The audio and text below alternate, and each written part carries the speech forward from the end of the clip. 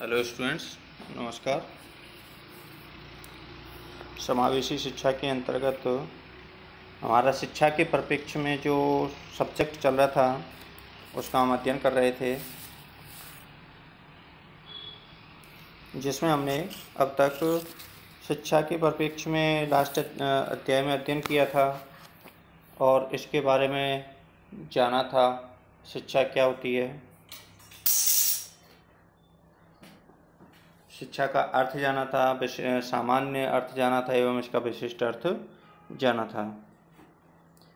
तो इसमें हमने पिछले अध्याय में विशिष्ट शिक्षा के अंतर्गत इसका सामान्य अर्थ जान लिया था, इसकी परिभाषा को जान लिया था, विशिष्टता का अर्थ भी हमने जान लिया था, इसकी विशिष्टता की परिभाषा को जाना था और विशिष्ट शिक्षा के अर्थ को समग्र रूप से भी हमने जाना था। अब इसके बाद हमारा जो नेक्स्ट आज का जो टॉपिक रहेगा वो विशिष्ट शिक्षा के संदर्भ में ही रहेगा और इसके हम प्रमुख पॉइंटों को एक एक करके हम देखेंगे। सबसे पहले इसके महत्व का अध्ययन करेंगे, उसके उद्देश्यों का अध्ययन करेंगे, उसकी विशेषताओं का भी अध्ययन करेंगे। तो इन सभी का हम अलग अलग प्रकार से अध्ययन करेंगे। तो सबसे पहले अगर हम बात करें तो विशिष्ट शिक्षा का महत्व। विशिष्ट शिक्षा का महत्व, तो अगर हम कि विशिष्ट शिक्षा हमारे लिए क्यों ज़रूरी है, क्या उपयोगिता है, क्यों हमारे लिए ये है आवश्यक है। अगर इसके हम महत्व को देखें तो सबसे पहला इसका महत्व देखेंगे कि विशिष्ट शिक्षा विशेष बच्चों की आवश्यकता को पूरा करने में सहायता करती है। विशेष आवश्यकता वाले बच्चे मतलब कोई ना कोई किसी न किसी क्षेत्र में कमज़ोर बच्चे, चाहे वह बच्चा प्रतिभाशाली हो या फिर पिछड़ा हो, अर्थात उसमें किसी न किसी एक चीज़ में विशेषता होती है, तो वही शिक्षा उसमें विशिष्ट शिक्षा के अंतर्गत आती है।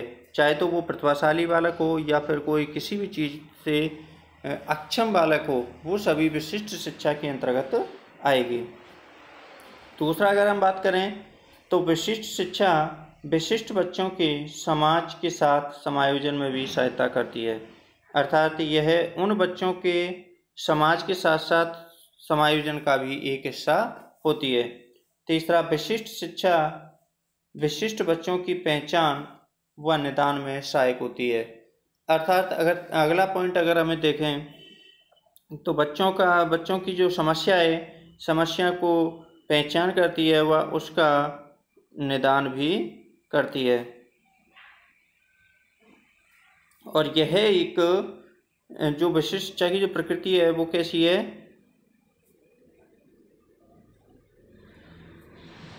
विकासात्मक प्रकृति है। विशिष्ट शिक्षा विशिष्ट बालकों को आत्मनिर्भर बनाती है और उनमें आत्मविश्वास का संचार भी करती है। विशिष्ट शिक्षा द्वारा पिछड़े बच्चों को उनके स्तर के अनुसार व्यावसायिक प्रशिक्षण देकर उन्हें आत्मनिर्भर बनाया जा सकता है। यह शिक्षा बालकों की अक्षमताओं, योग्यताओं, विशिष्ट शिक्षा क्या है कि अक्षमताओं,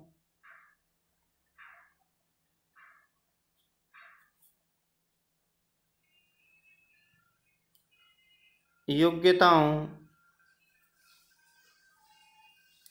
रुचियों,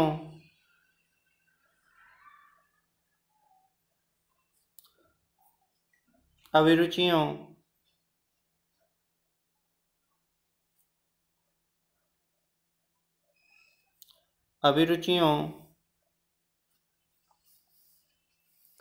को ध्यान में रखकर दी जाती है, अर्थात बालक की अक्षमताओं, योग्यताओं, रुचि, अभिरुचि, इन सभी को ध्यान में रखकर विशिष्ट शिक्षा दी जाती है।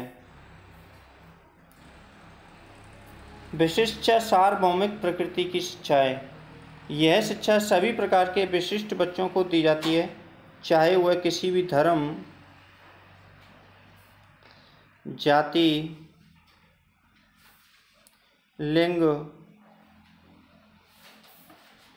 रूप, आकार किसी भी तरह से भिन्न के ना हो, अर्थात यह सभी के लिए समान रूप से प्रदान की जाती है। ये प्रत्येक नागरिक को सामान्य शिक्षा लेने का अधिकार है, अतः विशिष्ट बालकों को विशिष्ट शिक्षा का अधिकार है। जिस प्रकार से सभी सामान्य नागरिकों को सामान्य शिक्षा प्राप्त करने का अधिकार है, उसी प्रकार से विशिष्ट बालकों को विशिष्ट शिक्षा प्राप्त करने का भी अधिकार है। विशिष्ट शिक्षा लोगों का विशिष्ट बालकों के प्रति दृष्टिकोण में बदलाव लाती है, अर्थात यह एक ऐसी शिक्षा है जो कि विशिष्ट लोगों के प्रति नज़रिए, देखने का नज़रिया, उन्हें समझाने का, उन्हें समझने का, उनमें सामाजिक विकास का सामान्य बालकों में बदलने की भी एक ये शिक्षा पद्धति है। तो ये हमारा महत्व था। इसके बाद विशेषताएं।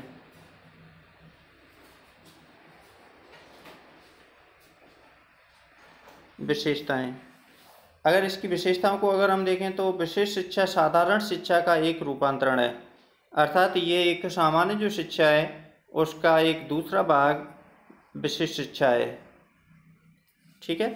दूसरा है विशिष्ट शिक्षा अपंग बालकों के लिए शिक्षण विधियों पर जोर देती है। ये किस पर जोर देगी? शिक्षण विधियों पर। तो ये जो बालकों पर शिक्षण विधियों की पर जोर देती है। सामान्य बालकों को ये शिक्षा नहीं दी जाती है, अर्थात ये सामान्य बच्चों के लिए शिक्षा नहीं दी जाती है। इस प्रकार की विशिष्ट शिक्षा योजनाबद्ध एवं व्यवस्थित ढंग से प्रदान की जाती है। यह एक क्रम रूप से बच्चों को दी जाती है और एक इसका जो शिक्षा देने का तरीका होता है वो एक विशिष्ट एवं व्यवस्थित तरीका होता है। अगला, मानसिक रूप से पिछड़े बालकों को विशिष्ट शिक्षा से अत्यंत लाभ होता है, अर्थात जो मंदबुद्धि बालक होते हैं या फिर सामान्य बच्चों की अपेक्षा कम बुद्धि वाले बालक होते हैं, ऐसे बालकों के लिए विशिष्ट शिक्षा अत्यंत उपयोगी होती है और उनके लिए लाभप्रद भी होती है। अगला, विशिष्ट शिक्षा के उद्देश्य।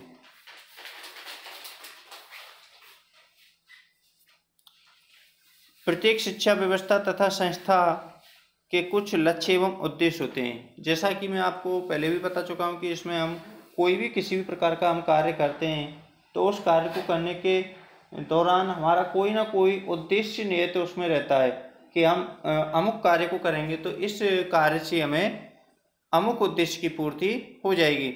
उसी प्रकार हम कोई भी अगर कार्य जैसे विशिष्ट शिक्षा का कार्य करते हैं तो उससे जुड़ा हुआ हमारा अनेक उद्देश्य रहते हैं, जैसे कि देश के विकास, समाज का पुनर्गठन, नागरिक विकास, समाज में फैली बुराइयों को मिटाना आदि ऐसे काफ़ी उद्देश्य हैं जो कि विशिष्ट शिक्षा के द्वारा हम उनको समाप्त कर सकते हैं। कुछ उद्देश्यों को हम क्रम रूप से जान लेते हैं। जैसा कि पहला इसमें उद्देश्य है कि विशिष्ट बच्चों की विशेष आवश्यकता की पूर्व पहचान एवं निर्धारण करना। दूसरा, शारीरिक दोष की दशा में इससे पहले कि वे गंभीर स्थिति को प्राप्त हों उनकी रोकथाम के लिए उपाय करना।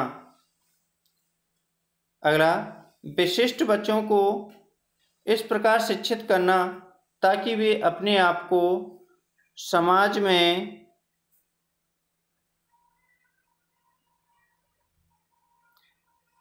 समायोजित कर सकें। शारीरिक रूप से बाधित बालकों का पुनर्वासन करना।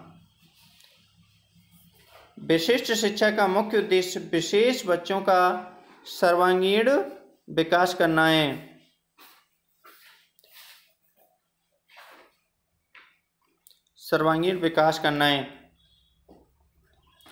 शारीरिक रूप से बाधित बालकों की शिक्षण समस्या की जानकारी देना तथा सुधार हेतु सामूहिक संगठन तैयार करना।